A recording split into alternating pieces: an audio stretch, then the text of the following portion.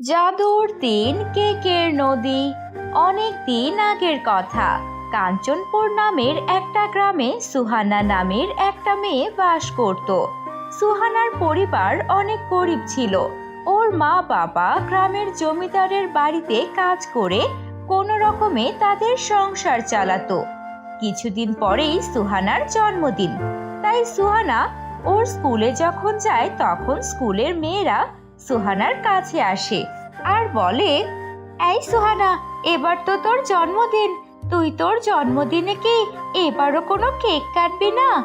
তখন পাশ থেকে অন্য একটা মেয়ে বলে, আরে তুই না, এমন গরিব ভিখারির আবার জন্মদিন পালন হয় নাকি?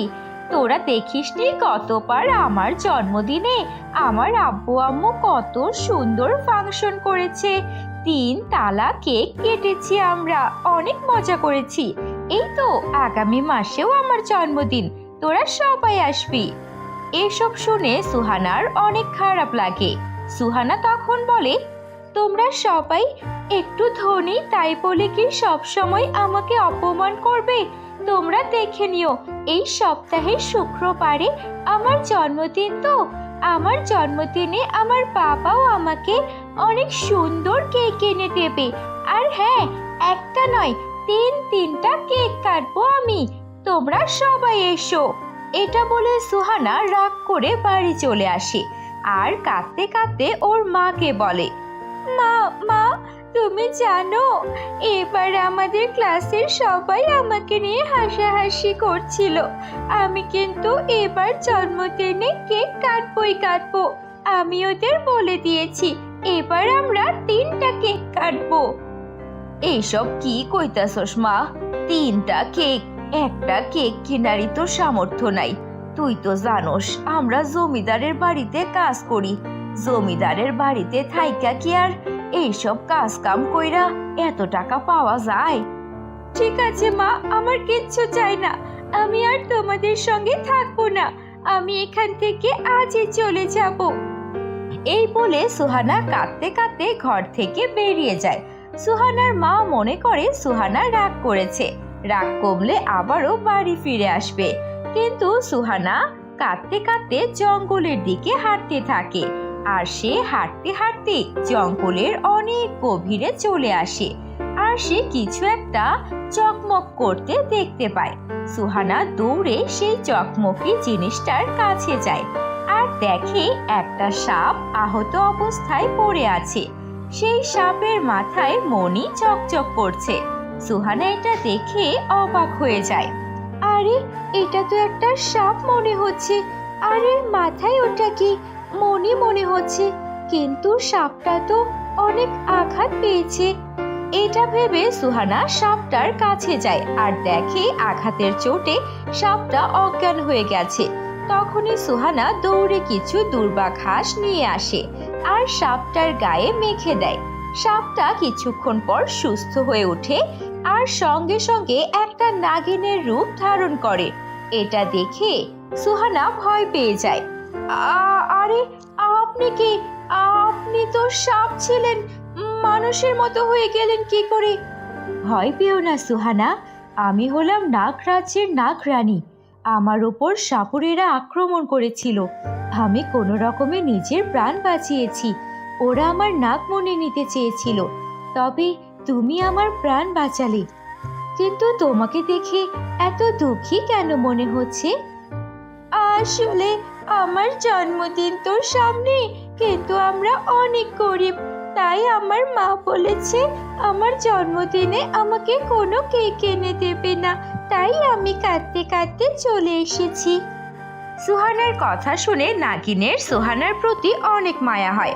তখন নাগিন সুহানাকে বলে, ঠিক আছে সুহানা, এটা তো খুবই সামান্য ব্যাপার, চলো আমি তোমাকে আমাদের নাগরাজ্যে নিয়ে যাচ্ছি।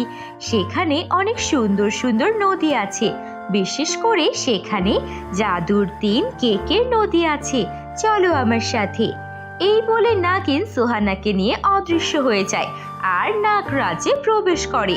নাগরাজ্যের সবকিছু অনেক সুন্দর করে সাজানো ছিল, অনেক সুন্দর সুন্দর ফুলের বাগান, নদী, ঝর্ণা, কোনো কিছুরই কমতি ছিল না। তার তারপর সুহানা দেখে সেখানে খুব সুন্দর তিনটি কেকের নদী।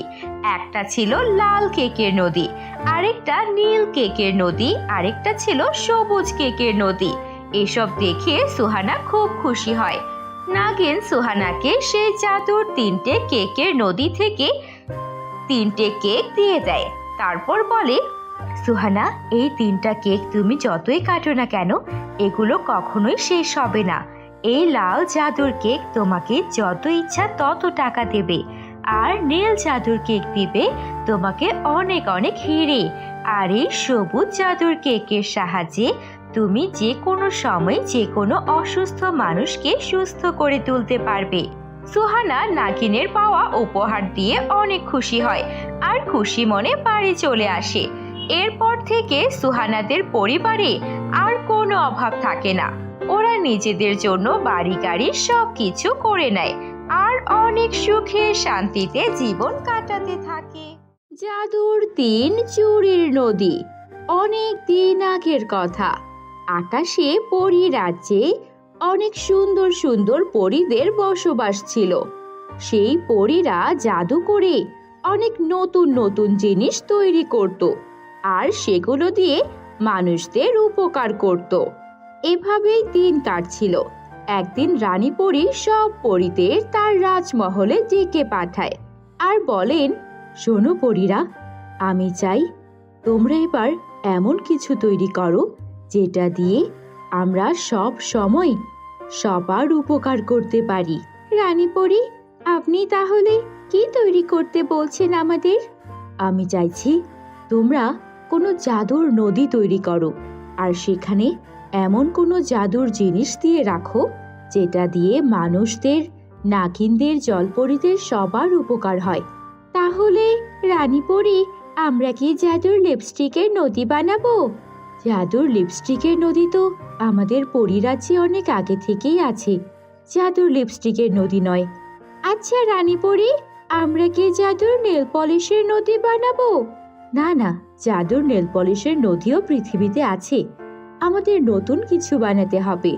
রানী পরী, আমার মনে হয় আমরা জাদুর চুরির নদী বানাবো, আর সেই জাদুর চুরির নদীর সাহায্যে মানুষদের অনেক উপকার হবে।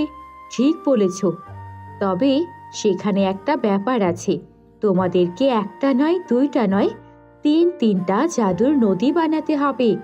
একটা হবে জাদুর সোনার চুরির নদী, আরেকটা হবে জাদুর রূপোর চুরির নদী, আরেকটা হবে পুরনো ময়লা ভাঙা চুরির নদী। কি বলছেন রানী পরী, কেন আমরা পুরনো ভাঙা চুরির নদী বানাবো? বলছি, আমরা তো সবার উপকার করতে চাই, কিন্তু আমরা যদি এমনি এমনি উপকার করি তাহলে তার কোনো মূল্য থাকবে না। আমরা বরং তাদেরকে উপকার করব যাদের মন অনেক সুন্দর এবং যাদের সত্যি সত্যি উপকারের প্রয়োজন। তোমরা জাদুর তিন নদী বানাও, এরপরেই সব বুঝতে পারবে। এরপর সব পরীরা মিলে পৃথিবীতে চলে আসে আর জাদু করে একটা একটা করে জাদুর সোনার নদী, জাদুর রূপর নদী ও জাদুর পুরনো ভাঙা চুরির নদী বানিয়ে ফেলে। সব নদী বানানো হয়ে গেলে সেখান থেকে পরীরা আবারও তাদের পরীরাজ্যে চলে যায়। এভাবেই দিন কাটতে থাকে। সেই নদীটা ছিল জঙ্গলের মধ্যে। ওই জঙ্গলের পাশেই একটা গ্রাম ছিল। সেই গ্রামে সুহানি নামের মিষ্টি একটা মেয়ে বাস করত। সুহানি অনেক ভালো মনের মেয়ে ছিল। ও সব সময় সবাইকে সহযোগিতা করত, কখনো কারো সঙ্গে খারাপ আচরণ করত না। এমনই দিন কাটছিল। সুহানি একদিন স্কুল থেকে আসার সময় দেখে দুইটা মহিলা রাস্তা পার হতে চাইছে। তাদের মধ্যে একজন ছিল অন্ধ, আরেকজন পায়ে ব্যথা পেয়েছিল। তারা ঠিক মতো হাঁটতে পারছিল না। সুহানি তাদের দেখে বলে, আরে, এনারা তো রাস্তা পার হতে পারছে না। আমি একটা কাজ করি, আমি বরং এনাদের ধরে রাস্তা পার করিয়ে দিই। এই বলে সুহানি সেই পা ভাঙা ও চোখ অন্ধ মহিলা দুটিকে রাস্তা পার করিয়ে দিতে চায়, কিন্তু তখনই অপর সাইড থেকে একটা গাড়ি আসে। সুহানি সেই দুই মহিলাকে বাঁচিয়ে দিলেও সে নিজে গাড়ির নিচে পড়ে যায়, আর এতে সুহানির হাত একেবারে ভেঙে যায়। আশেপাশে থাকা সবাই সুহানিকে হাসপাতালে ভর্তি করে দেয়। এই খবর পেয়ে সুহানির মা বাবা দ্রুত হাসপাতালে চলে আসে। সুহানিদের টাকা পয়সা তেমন একটা ছিল না। ওর মা বাবা কৃষি কাজ করে ওদের সংসার চালাতো। ডাক্তার বলে, আপনাদের মেয়ের হাত একেবারেই ভেঙে গেছে। সে কখনো তার এই হাত দিয়ে কোনো কাজ করতে পারবে না। তার হাতে কোনো শক্তি পাবে না। কি বলতেছেন ডাক্তার সাহেব? এইটার কি কোনো উপায় নাই? আমার মেয়ের হাত কি কোনোদিনও ভালো হবে না? আমাদের মনে হয় না কোনো উপায় হবে। আর যদি চিকিৎসা করাতে চান, আপনার মেয়েকে বিদেশে নিয়ে যেতে হবে। সেখানে 10 লাখ টাকার মতো লাগবে। 10 লাখ টাকা? কি কইতাছেন? আমার মাইয়ার হাত ভালো করার জন্য 10 লাখ টাকা লাগবো? আমরা গরিব মানুষ, এত টাকা কই পামু? সুহানি ওর মা বাবাকে বলে, মা বাবা, তোমরা চিন্তা করো না, উপরওয়ালা আছেন, উনি কোনো না কোনো একটা ব্যবস্থা করে দেবেন। তোমরা কষ্ট পেও না। তারপরে সুহানির মা বাবা তার মেয়েকে নিয়ে হাসপাতাল থেকে বাড়িতে চলে আসে। এভাবেই দিন কাটতে থাকে।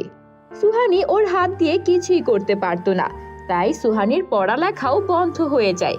সুহানি একদিন তাদের বাড়ির উঠোনে বসে মন খারাপ করে আকাশের দিকে তাকিয়েছিল। হঠাৎ সুহানি দেখতে পায় একটা পাখি ওপর থেকে এসে নিচে পড়ে গেল। পাখিটার গায়ে অনেক বেশি আঘাত লেগেছিল। পাখিটার মাথা থেকে রক্ত ঝরছিল। সুহানি এটা দেখে ওর মা বাবাকে ডেকে নেয়। মা, মা, এসো তো, দেখো এখানে একটা পাখি আহত হয়ে পড়ে আছে, এসো তো মা। সুহানির মা ঘর থেকে বাইরে এসে দেখে পাখিটা অনেক আঘাত পেয়েছে, মাথা থেকে রক্ত পড়ছে। সুহানির মা সুহানিকে বলে, আরে পাখিটা তো অনেক আঘাত পাইছে মা। হ্যাঁ মা, আমি তো আমার হাত দিয়ে পাখিটাকে ধরতেও পারবো না, আমার হাত তো ভাঙা। তুমি একটু পাখিটার সেবা যত্ন করো না মা, পাখিটাকে সুস্থ করে দাও। সুহানির মা বাবার মনও অনেক নরম ছিল। সুহানির মা পাখিটার আঘাতের স্থানে একটু হলুদ বেটে লাগিয়ে দেয় আর সেখানে অনেক যত্ন নিতে থাকে। 2-3 দিনের মধ্যেই পাখিটাও সুস্থ হয়ে যায়। পাখিটা সুস্থ হয়ে গেলে পাখিটা একটা পরীতে পরিণত হয়। এটা দেখে সুহানির মা বাবা অনেক অবাক হয়। আরে আপনি আপনি তো পাখি ছিলেন, পরী কি করে হয়ে গেলেন? আর বলো না, আমি পরীরাজ্যের পরী সিনড্রেলা। আমি একটু পাখি সেজে আকাশে উড়ে বেড়াচ্ছিলাম। আমার মাঝে মাঝে পাখি হয়ে আকাশে উড়ে বেড়াতে বেশ ভালো লাগে, কিন্তু তখনই একটা ঈগল পাখি আমার উপর হামলা করে দেয়, আর আমি ঈগল পাখির ঠোকরে রক্তাক্ত হয়ে তোমাদের উঠোনে পড়ি। কিন্তু তোমরা অনেক ভালো মনের, তোমাদেরকে আমি সাহায্য করতে চাই। বলো তোমাদের কি চাই? আর কি বলবো, আমার মেয়েরে দেখেন, সুহানি, ও 2টা মানুষের রাস্তা পার করাইতে যাইয়া নিজে গাড়ির নিচে পড়ছে। এখন ওর হাত 2টা অচল, ওই হাত দিয়া কোনো কাম করতে পারে না। ডাক্তার বলছে ওর এই হাত ভালো করতে হইলে 10 লাখ টাকা লাগবো, ওরে নিয়ে বিদেশ যাইতে হইব। আরে তোমার মেয়ে তো অনেক ভালো মনের, এমনই তো হওয়া উচিত। নিজের প্রাণ দিয়েও অন্যের উপকার করেছে সে। ঠিক আছে, আমি তোমাদের আমাদের পরীদের বানানো জাদুর 3 চুরির নদীর কাছে নিয়ে যাব। সেখানে অবশ্যই তোমার মেয়ের সাহায্য হবে। তারপর পরী সুহানি ওর মা বাবাকে সাথে নিয়ে সেই জাদুর 3 চুরির নদীর কাছে নিয়ে যায়। তারপর সেই পরী বলে, এই দেখো, এখানে আছে জাদুর সোনার চুরির নদী। তুমি যদি এই নদী থেকে একটা চুরি নাও, তবে তোমার হাত একদমই সুস্থ হয়ে যাবে। আর সোনার চুড়ি পরতেই তোমার চেহারাও অনেক সুন্দর হয়ে যাবে, আর তোমাদের বাড়িতেও অনেক অনেক স্বর্ণ মুদ্রায় ভরে যাবে। এই হলো জাদুর রূপোর চুড়ি। এই রূপোর চুড়ি যদি তুমি তোমার হাতে পরো, তবেও তোমার হাত ঠিক হবে। তার সাথে সাথে তুমি অনেক অনেক রূপোর মুদ্রা পেয়ে যাবে। কিন্তু পরী, এটা কিসের নদী? বলছি, এটা হলো আমাদের পরীদের বানানো বিশেষ ভাঙা চুরির নদী।